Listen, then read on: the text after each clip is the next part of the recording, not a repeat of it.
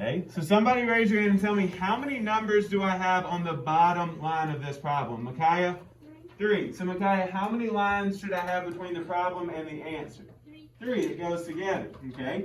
So Khalees, which number do we start multiplying by? The 7. So Khalees, 7 times 1, 7 times 2, 14. So I need to put my 4 and carry my 1. Then Khalees, 7 times 2, but plus that 1 that we carried would be 15. So our final answer should, well, no, not final answer. The first line should be 1,547. All right, so now, Patrick, we're done with the 7, so we can cross out what we carried. If it helps, you can cross out the 7, so you don't worry about it anymore. Now, Patrick, how do I start the second line? With a 0, just 1. Then, Patrick, what number are we going to multiply by now? The 2. So 2 times 1, 2 times 2, and 2 times 2 again is 4. So our second line should be 4,420. So we didn't carry anything, KJ. So how do I start the third line? With 2 zeros. Remember, we wrote that down yesterday. We always start the third line with 2 zeros. Okay, so now, KJ, 4 times 1, 4 times 2, and 4 times 2 again is 8. So now, like Micaiah told us, we have our 3 lines. So now, Khalees, what are we going to do with those 3 lines? Add them up. So Isabella, 7 plus 0, 4 plus 2. All right, then Isabella, 5 plus 4, and 9 plus 4, 13. Carry the 1. So Isabella, 1 plus 1, 2 plus 4, and 6 plus 8, and then 1 plus 8 would be 9. So our final answer should be 94,367. So remember, we talked about it yesterday. It's the same thing as doing 2 digits on bottom.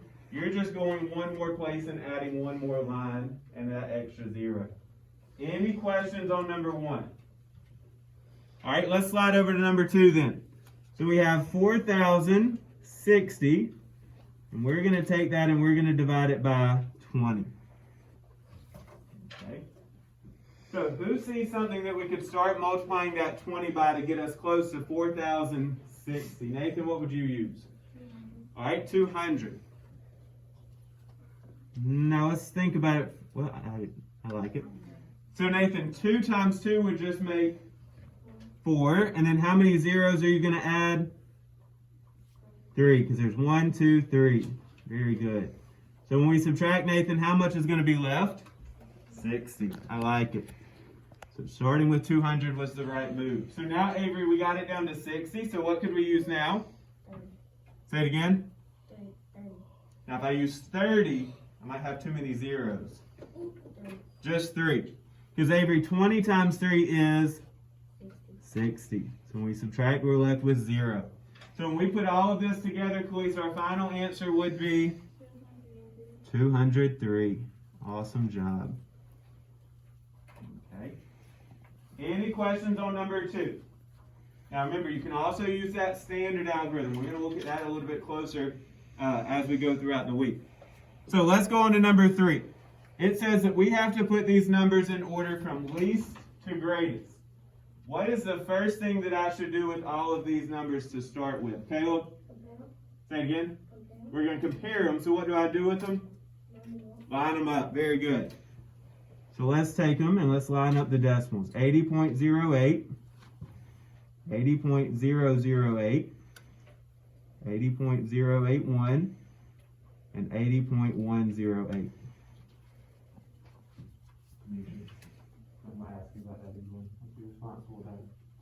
Now, on this problem, Christian, does this number set all end in the same place value?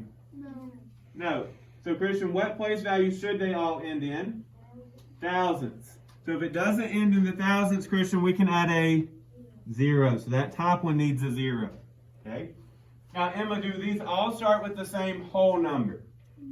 Yes. Yes, they all start with what? 80s. Okay, so that means we got to look at the decimal number part. So, Angel, which 80 would have the least amount of thousandths attached to it? 8 thousandths. Very good. So the first one on our list is going to be 80 and 8 thousandths. We can cross it off, and now we can move on to the next one. So Isabella, what's going to come next on our list?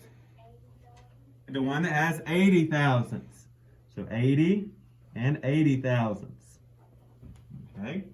All right, Khalees, what's going to come third? 80 and 81 thousandths. So the last one, the only one that's left would be 80 and 108 thousandths. Very good. So remember, after we stack them up, then we're just looking at the place values.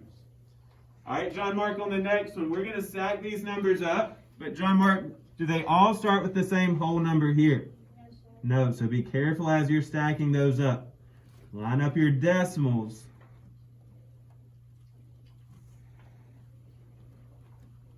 So notice these are going to look a little bit funnier than the others. They have more empty spaces. Now, Micaiah, what can we fill any empty spaces in with? Zeros. So the last number goes to the thousandth, so I need to add a 0 here, and 2 zeros on that top one. Okay? So John Mark, you told me they didn't all start with the same number. So some of them start with 13 and some of them start with 1. Which ones will go first on our list? The 1s or 13s? The 1s. So John Mark, which one has the least amount of thousandths now? 1 and 302,000. Very good. 1 and 302 thousandths. Which automatically, John Mark, means what comes next? 1 and 320 thousandths, or 32 hundredths. They would be the same thing. All right, the next number on our list then, Jordan, would be what? Now we're moving into the 13s.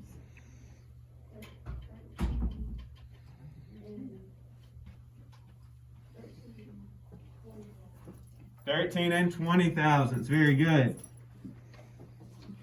Which means that 13 and 200 thousandths would have to be the greatest. So remember, when we are putting those numbers in order, we're going to stack them up, and then we're going to add the zeros, put them in order. Any questions on that?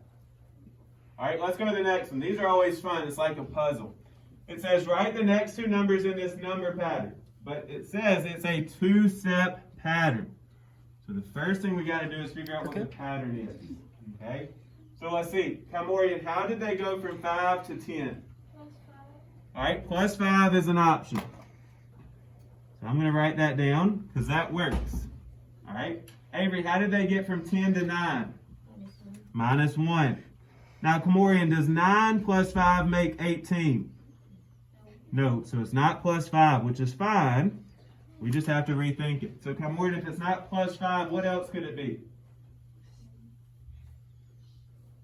How else could we get from 5 to 10? It's not plus 5. Times 2, very good. So now, Kamorian, does 9 times 2 make 18? Yes. Okay. Avery, does 18 minus 1 equal 17? Yes. So our pattern is times 2 minus 1. Now, is that the final answer? No, but that's the important step.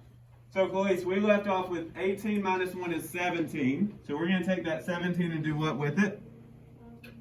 Times 2. So I got to work that out. So Avery, 2 times 7 is 4. Carry the 1. 2 times 1, Avery, plus 1 more is 3. So like she said, that would be 34. Now, Khalees, we're going to take that 34 and do what with it? So the last box should have what in it? 33. Very good. Okay. All right, let's go on to the number 5. We're rounding on these problems. So, Patrick, on that top one, if we round that to the nearest tenth, which number should I underline? So which number is in control? So Patrick, what's going to happen to that 9? It goes up not just to a 1, but a 10. And then Patrick, we can give that 1 to the what? The 1. So Patrick, there's going to be a 1 in the 1's place. And what's going to be in the 10th's place? A 0. So now, Patrick, if we take that same number and we round it to the nearest hundredth, which number should I underline? The 8. So which number is in control? So what's going to happen to that 8? It goes up to a 9. So 0 and 99 hundredths. Okay? DJ, on the next one, if we're going to the nearest tenth, which number should I underline? 4. So which number is in control? 6. So what's going to happen to that 4? Subtract. Not subtracting anything. It can either go up to a 5 or stay the same. 6. Think about it, there's a 6 behind it. I'll go up. It goes up to a 5. So 2 and 5/10. So remember, 5 and above, we go up. So jot that down if you need to. KJ, if we take that same number, 2 and 461 thousandths, and we go to the nearest hundredth this time, which number should I underline? 6. So which number's in control? 4. So what's going to happen to that 6? It goes up. It Oh, it stays. It stays the same. So remember, 4 and below, we stay. So if you need to, write those things down. I want you to try those last two on your own. I'll give you just a second, then we're going to check them. Underline the place value, circle the number in control, write down what the final answer would be.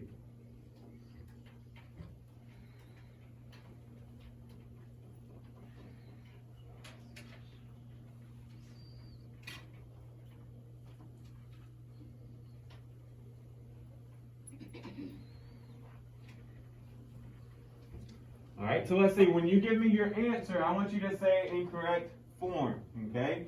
So Savannah, on that first one, 3 and 82 thousandths, what would that be to the nearest tenth? How would we say that number? 3.1, which we would say as 3 and 1/10. So Savannah, what would that be to the nearest hundredth?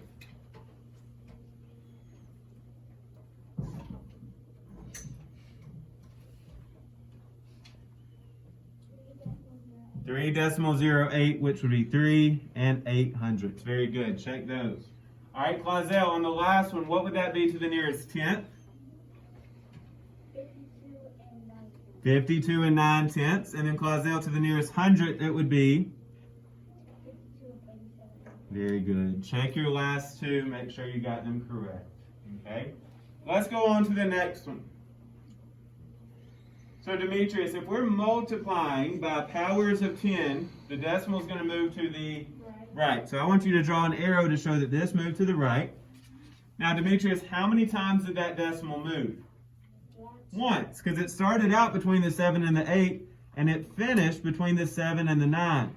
So Demetrius, moving the decimal one time is like multiplying by 10. Very good. All right, let's look at the next one. Christian, if we divide, that decimal is going to move to the left. But Christian, how many times did this decimal move to end up in front of the 7? 3, because it would start in the back and it moved once, twice, and 3 times. And now it's in front of the 7. So moving 3 times to the left, Christian's like dividing by 1,000. All right, and Angel, the last one. It's multiplying again. So we're going to go to the... But Angel, they finished with a 0 at the end. So how many times did they have to move it to get that 0 on there? Twice. So Angel, that would be like multiplying by 100. Very good. All right, last one. Remember, we took some notes about this yesterday, about some important words. So this one says the product of the sums of 3 and 6 and 4 and 9. Now, John Mark, product tells us to do what? Multiply. So I want you to put a times sign on top of that. And then Savannah, sum tells us to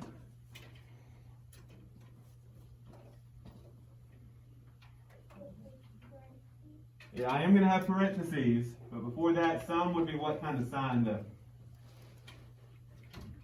DJ? Addition. Addition. So put a plus sign on top of sums. Alright, so they want the sums of 3 and 6 and 4 and 9. So that means we're going to add them together. So I want you to put 3 plus 6 and 4 plus 9. Now, like Savannah said, what needs to go around those, please? Parentheses, because it said to find the sums of those. What about the time? We're getting there. Now, it says it wants the product of those two sums. So KJ, what's going to go in between those two? The time sign, because then we can find the product of those two answers. I want you to try that last one on your own. Look at your notes from yesterday if you need to, and write your equation down. So the difference of 15 and 9, look back and see what difference means, and then you're going to multiply it by 8.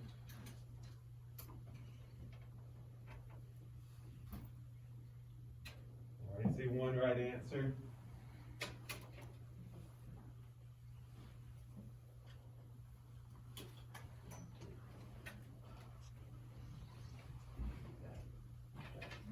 How many do you have in your room now? 25. Well, I got lots of right answers. Lots of right answers. All right, Camille, read your equation off to me. Tell me how I should write it down. 15 minus 9 times 8. Okay? But, Camille, you have one extra thing in there. What's that? And what are those parentheses around? The 15 minus 9. Very good. So it should look just like that. Because if I want the difference, that means I want the answer first, and then I want to multiply it by 8. So remember, we wrote this down yesterday. If you weren't in here, you might want to jot this down. If it says any of these words, and then sum, difference, quotient, or product, those all need parentheses. Okay? What I want you to do, go ahead and put that into your binder.